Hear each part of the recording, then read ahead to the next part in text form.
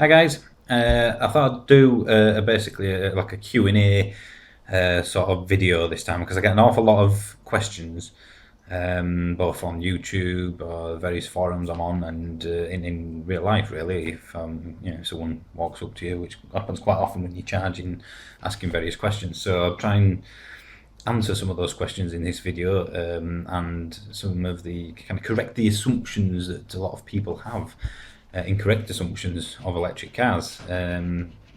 Some of them are, kind of from the media, if you like, saying things that are just blatantly not true, and some are true. So I thought I'd try and clarify that.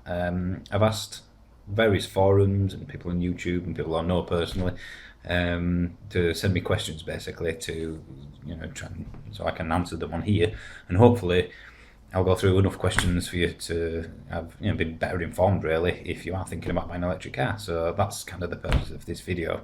I have a list of questions here in front of me, so I'll go through a few of them now. Okay, first question. Electric cars are generally unreliable. Now, this isn't true, it's not the case. They haven't really been out long enough to really say with 100% certainty how reliable they are, but I'm mainly on about the batteries here. As far as the running gear, the engine, extremely reliable, way more reliable than a normal combustion engine, for the simple fact there's hardly any moving parts. But let's concentrate on the batteries here because I think that's what mainly people are worried about. The cars that have been out at the moment, I think, are exceeding manufacturers' expectations, to be honest, on the reliability of the batteries. I remember Top Gear saying after 2-3 years, was it 4 years, you'd need a new set of batteries at £5,000. That thankfully doesn't seem to be the case. The only really thing I can say of that is by what people have done with them. There are taxi ranks with Nissan Leafs with well over 100,000 miles on and still, I think, 98% battery health. I think the biggest thing which kind of negates this unreliability of batteries in electric cars is the fact that if you buy a new 30 kilowatt Nissan Leaf right now, it comes with an 8-year 100,000 mile warranty, and that includes the battery as well. 8 years, which surpasses anything a normal car has. Teslas, for example, come with an 8-year infinite mile warranty, again including the batteries. So I really don't think it will be of concern. Even if they do degrade, it's covered. It's something I'm not worried about. I mean, granted, everyone going to have the car 2 years before you had it back, but basically they wouldn't give an 8-year warranty, would Nissan, if they thought that the batteries were going to cost them a fortune to replace every 2 years. So I really think this is not true. They're only going to get more reliable as time goes on, so I cannot see this being an issue really about the unreliability of batteries. So hopefully that sort of answers that, but they haven't been out long enough to say this is how long a 10-year electric car lasts. So far so good. The cars are lasting better than even Nissan, Renault and Co have thought, and like I said, the warranty kind of says it all really. It either doesn't matter if it fails because it's in the warranty, or it just won't fail, and I think that's the most likely thing. They won't be unreliable. Past 8, 9, 10 years, who knows? Only time will tell, I guess. Okay, electric cars are way too expensive at the moment. I would say, if you look at the list price, yes. I'm going to ignore Tesla for a minute. The list price of my Leaf, for example, is just over £30,000. Now, I've never come close to spending that on a car, ever before. But I've kind of got mine. It's not a lease; it's a PCP agreement. But I paid £500 deposit and £200 a month. That's what I'll be doing for 2 years, and then the car will just be handed back to Nissan. The way Nissan, Renault, and the normal priced ones, if you like, are doing it, they're doing a ridiculous finance agreements at the moment, which means that monthly basis it's very, very cheap to own one. I think there is a high depreciation with electric cars, which is why buying one outright isn't really the best thing at the moment. I asked Nissan and they said out of the last 50 cars they sold, 49 of them were on a PCP finance agreement, because it is by far the cheapest way to own one.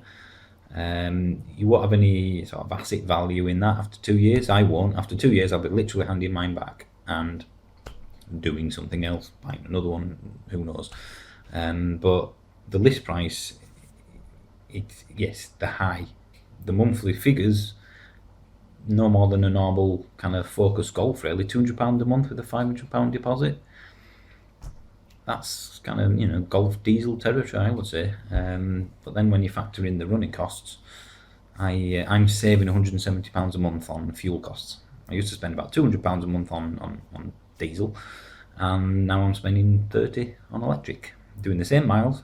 So the car's costing me £200 a month, and I'm saving 170 in fuel costs. So the fuel costs negate a substantial amount of the cost of the car. But even the cost of the car, because of the ridiculous way they're financed at the moment, I can't class them as expensive for new cars.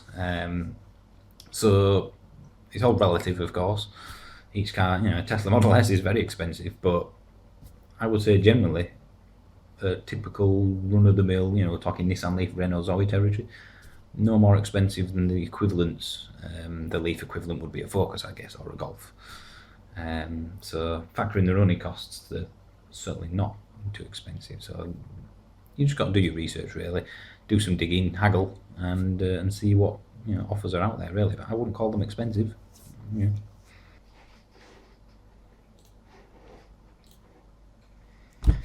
Okay, next one. How much does it cost to charge? Well, this is obviously quite specific to each car, because the bigger the battery, the more it'll cost you. I'm going to use the Leaf, of course, as a comparison. Now, the one I've got is a 24 kilowatt Leaf.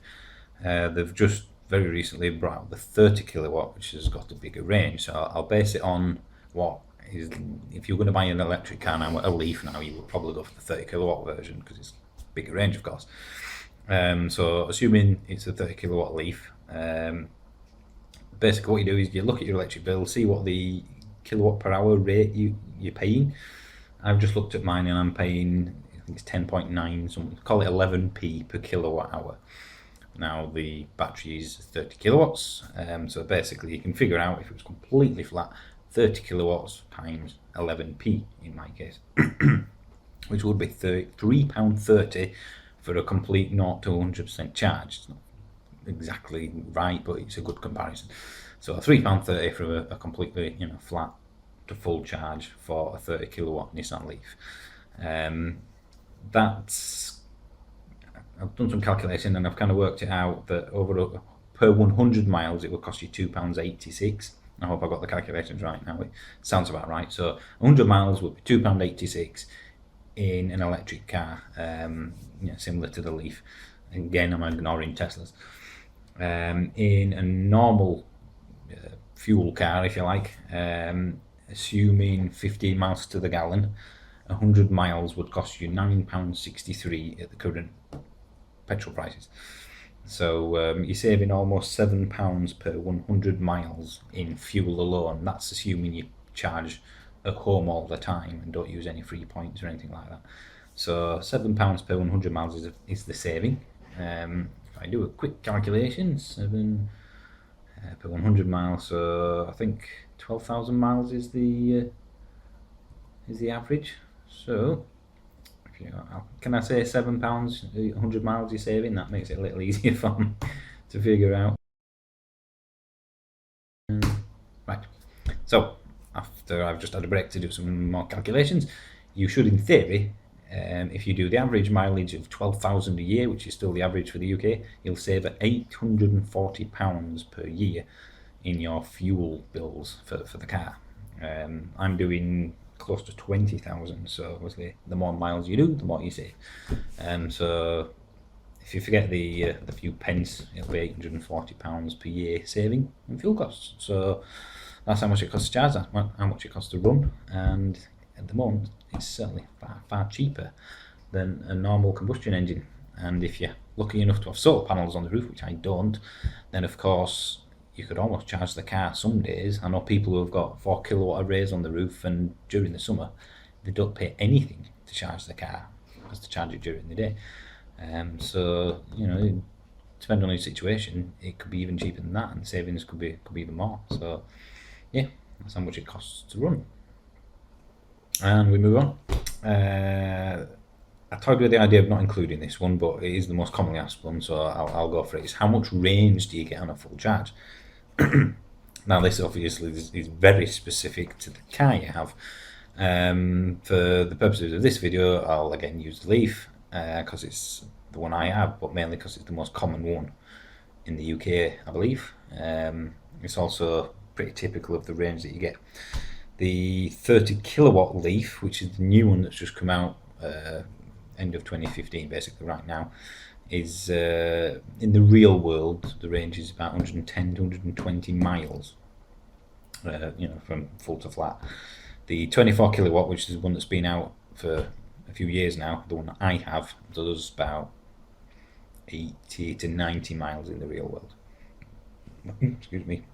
The Renault's always about 100, 110 miles. Of course, Teslas and that go, well above 200, 250, depending on the model you've got. So, very, very specific to the electric car you get. But the most common ones do roughly 100 miles, give or take 10 to 15 either way. And that's getting more almost on a yearly basis. In 2 years, when the new models come out, the new Leaf, the various other ones, I think 150 realistic miles would be very normal. That will be the norm. That will be the benchmark. So of course it's going to get better the more the technology progresses. But for now, I call it 100 miles on a full charge. And because the fuel pump, if you like, is your house, every time you come home, you fill up, so to speak. So it's whether or not you do over 100 miles in a day, which is obviously very specific to you, what you do. The second most common is how long does it take to charge, which again that depends on the car. I've done a complete video on how long it takes to charge at the various different. There's a rapid charger, a fast charger, and a slow charger. So it's much easier for you to look at my channel and just find the charge rates. I think it's the one or two before this one. So that gives you a much better explanation of that. But basically, at home, I have the 6.6 kilowatt charger, and it takes from flat about 4 hours. But rapid chargers can do it in 40, 50 minutes.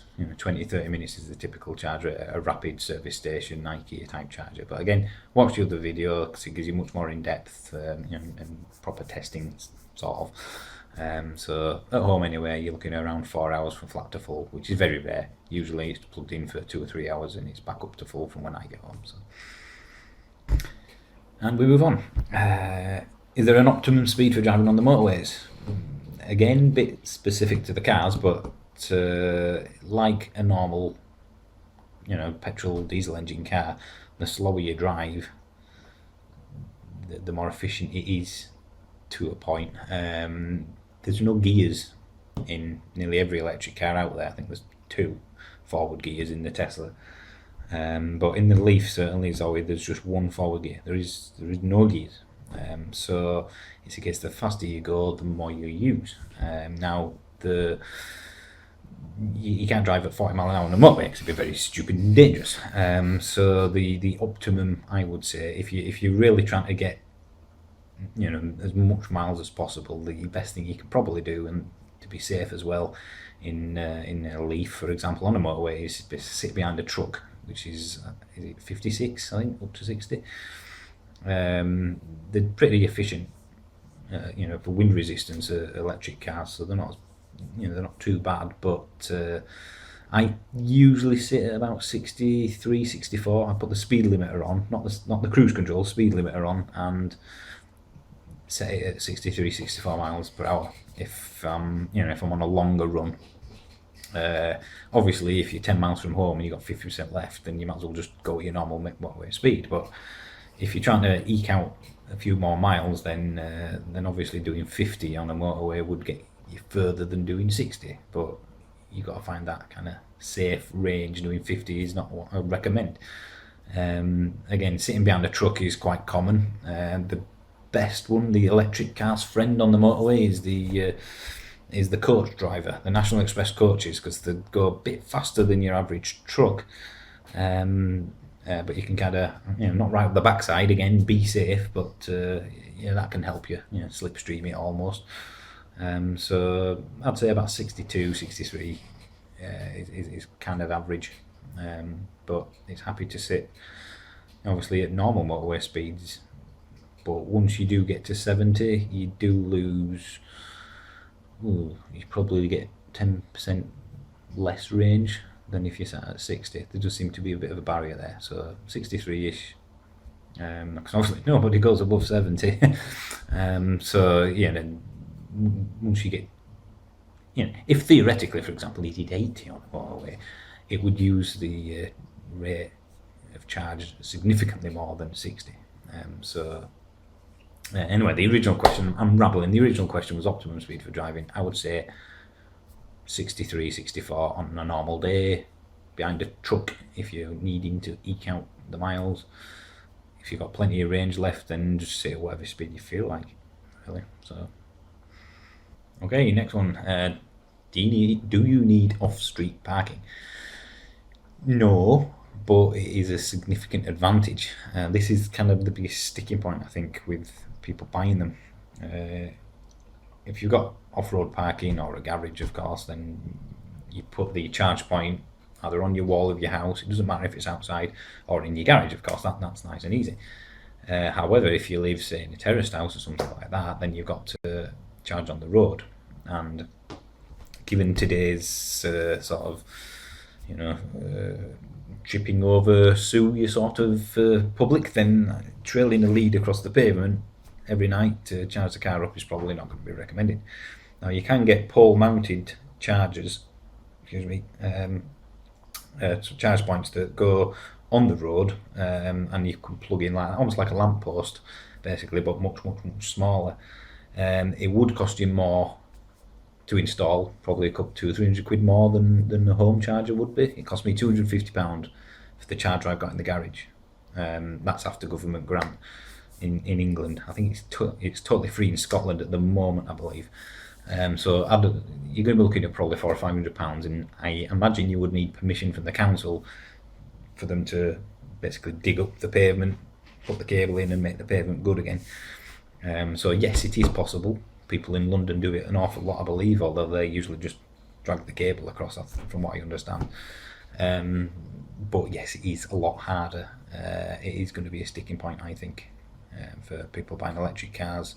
Certainly, if you can't park outside your house. So yes, if you're in a flat and you've got like a basement garage or something, you're going to have to rely on community charge points, I suppose. Like if an apartment block, flat block, wherever you live, has several charge points that you pay to access. That's one way of doing it. But yeah, it's a bit of a sticky point at the moment. Is that so? Off-street parking is considerably easier. On street is doable. Right, this one I almost bought a decibel meter to answer this, but I thought, no, I won't bother. How quiet are they compared to a normal family car at various speeds? Obviously, I can't give you the exact decibel amount, but yes, they are very quiet. Of course, it depends on which car you're comparing it against.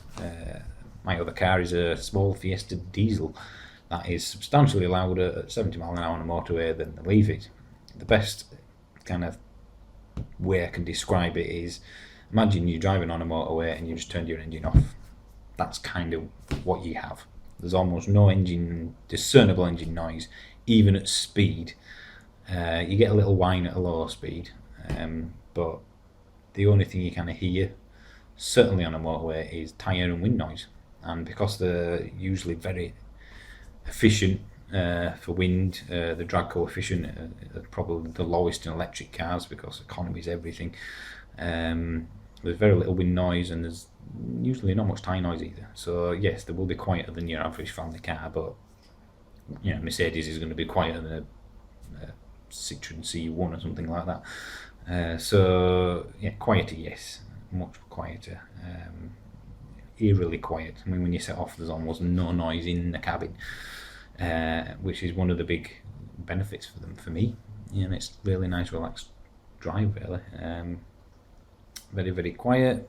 what can I say really? It's I suppose the one thing which highlights this is that for the Nissan Leaf, Nissan use the same wiper motor.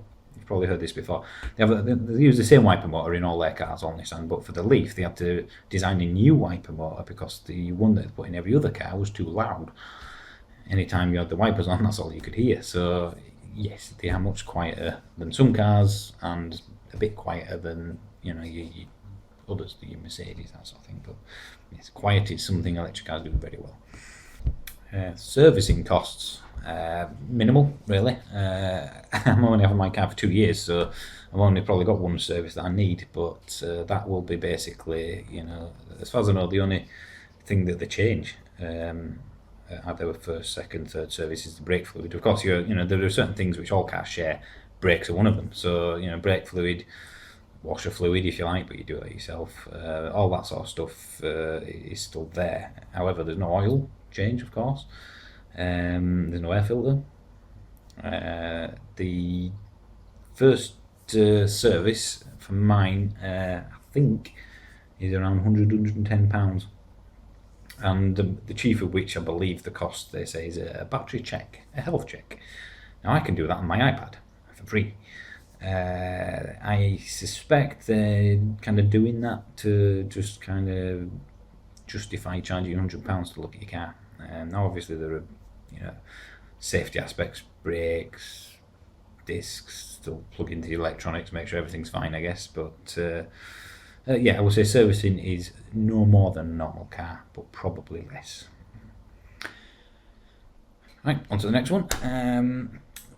Does running the stereo and headlights reduce the range of the car? No, basically. In a normal car, you would have your engine and a battery, of course, the 12-volt square-ish battery that sits underneath your bonnet. The Leaf, at least, and I think all of them, have that same battery in the car. So if I lift the bonnet of my Leaf, I see basically the same type of battery that runs the stereo, your headlights, your Bluetooth connection, basically all the electrics of the car, the ancillaries basically, from a normal battery that a normal car would use. The only thing that uses the main drive battery is the heating / air conditioning. That's the only thing that uses any sort of power from your range. The rest of it comes from a completely separate battery, which has nothing to do with range. So no, using the stereo, turning your lights on, anything like that has no effect at all on range or anything like that. Here we go again. Next, how much does the range reduce in winter? Now, in the earlier days, the first generation, I'll call it Leaf, that lost a fair bit of range because I think it could run at something like 4 kilowatts per hour, did the heater. So that had a significant effect on range, some 20, 25, maybe 30%, depending on obviously temperatures and whatnot. You could lose in your range, which was significant. However, a couple of years ago-ish, they changed the heater to a far more effective heat pump. I think the Renault Zoe has got this as well, and probably they all do at this stage. And I'll say 0 degrees. If you kept the heater running basically the entire time you were in the car, the full 100%, you would probably lose about 6-7 miles if it were cold enough. Out of the 6-7%, sorry, which typically equates to about 6 or 7 miles depending on how you drive. So if you go worst case 10%, if it's like -5, -6, various factors come into play, of course. If your car's in your garage and then you set off, it won't be frozen when you get there. If you park outside on a drive and your car's an ice block, then of course you're going to have to run it a bit to defrost it. Now it's not quite straightforward as that, because certainly the Leaf and a lot of other electric cars, you can preheat them. So I can get my phone and turn the heating on my car from my phone. Now if the car is plugged into the house charging, so I plugged it in when I got home, it's finished charging but it's still physically plugged in, I can turn the heating on the car before I get into it, but usually about 5-10 minutes before I set off from work, and it uses the electric from the house to heat the car up. So I could get in a nice toasty warm car in the morning, unplug the car and set off, but it's had no effect on the range. So there's all sorts of things, of course, all sorts of variables that can change the range in winter. Things like if you use the rear heater, although that would use your normal battery, so no, I don't think that'd affect it. The worst case I would say is 10%.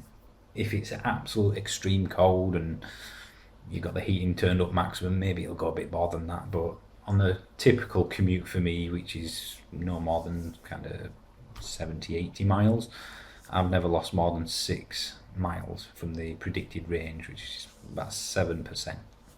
So yeah, if you get 90 miles out of the car and you're doing 80 for your commute, it might be a bit squeaky bum in winter if it's really cold, but very few people come that close to the range each day. So because of new technology, I guess it's not really as much of an issue now in winter. So there you go. This is one I'm not fully sure about, but I do get asked a lot. Could you charge an electric car with solar power? And if possible, what size of surface solar power panel would you need to get a full charge in an electric car in, let's say, a working day? Basically, I guess what they're asking is, if I have solar panels on my roof, can I charge my car to full? Now, obviously, this very much depends on how many panels you got on the roof and the sun and various other things. Now, I believe the biggest residential array you can have and keep the tariff is 4 kilowatt. Obviously you can put as big as you want, but I think the most common is 4 kilowatt. So if that's 4 kilowatt per hour, and that's the best case, which you'll never ever get, of course, but if you've got 4 kilowatts out of that, then obviously if you've got a car that's got a 30 kilowatt per hour battery and you're generating 4, you can obviously do the maths here really. You'll never get 4 out of it, of course. So I have spoke to a few people who have electric panels on the roof and own an electric car, and certainly during the the 3 or 4, maybe 5 months of the year when we get more sun, I think he said it's practically zero is the word he used for charging costs for the car. Now he doesn't do many miles, but yeah, it completely depends on how much you generate, of course, on your roof. If you're getting 2 kilowatt per hour on an average day, then obviously it's going to take 12 hours of sunshine in my car, which is the 24 kilowatt Leaf. If you have the 30 kilowatt Leaf, then you're going to need 15 hours of sunshine, which obviously you won't get in a day. So you're never going to have a flat car. So I typically arrive home with anywhere from 20 to 50%. So let's say 30% you arrive home with, you need another 70%, which is 21 kilowatt per hour on the newest Leaf. So you'd need 10 hours of sunshine, 11 hours of good sunshine, generating 2 kilowatt per hour. So is it possible? Yes. Is it likely? No. And of course, your car would have to be plugged in the entire time the sun's shining to make full use out of it.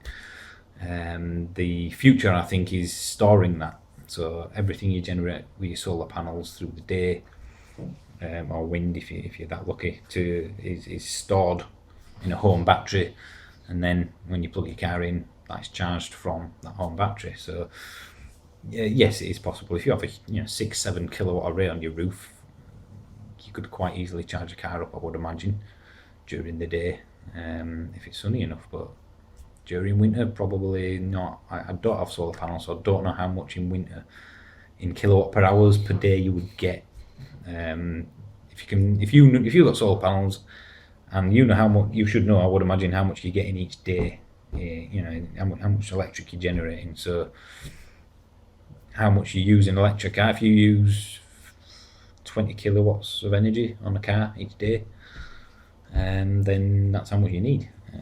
Possible? Yes. Likely? No. The Tesla Model S can go up to 95 kilowatt per hour. Obviously, you're not probably likely to run that down to flat every day, but So yes, it is possible, is basically what I'm saying, but I wouldn't rely on it, certainly. It can certainly make it much cheaper, though. That is something that has come across. People do charge during the day who have solar panels because it's almost free, certainly in summer. So yeah, if you got that option, I would certainly do it.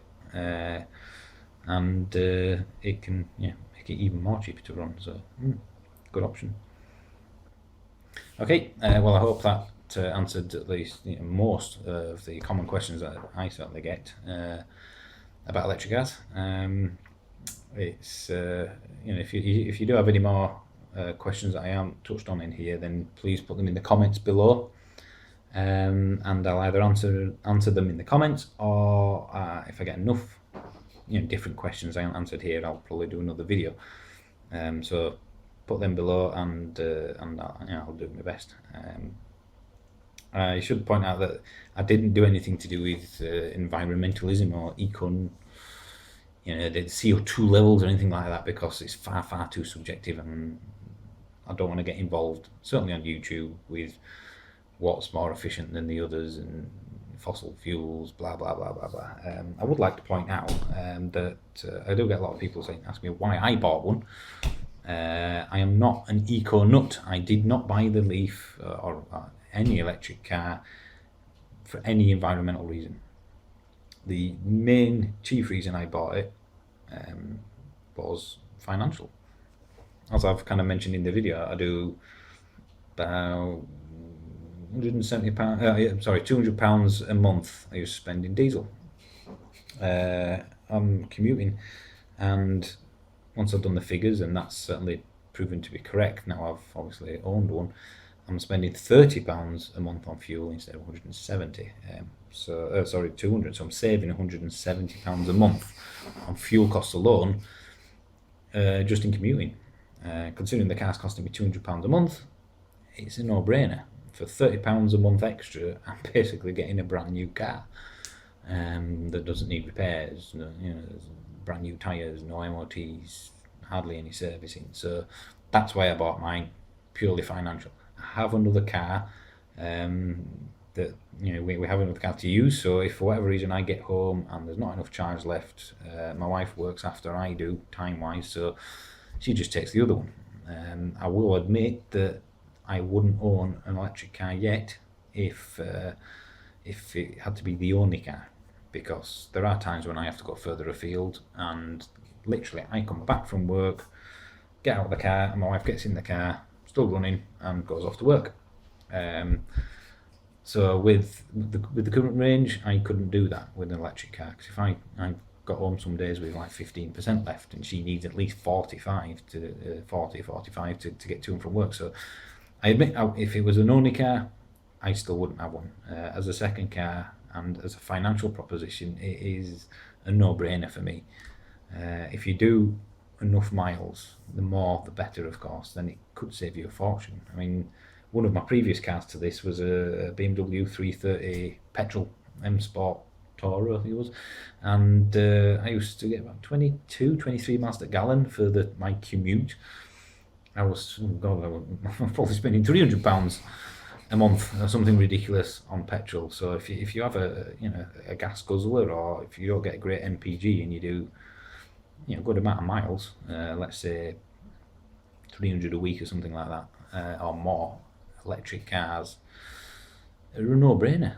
As long, assuming the range is fine, you could save an absolute fortune, to the point where some people who've done the calculations for, they could buy the Leaf on a monthly kind of lease, really, and save money compared to the previous car, just purely because of the fuel costs.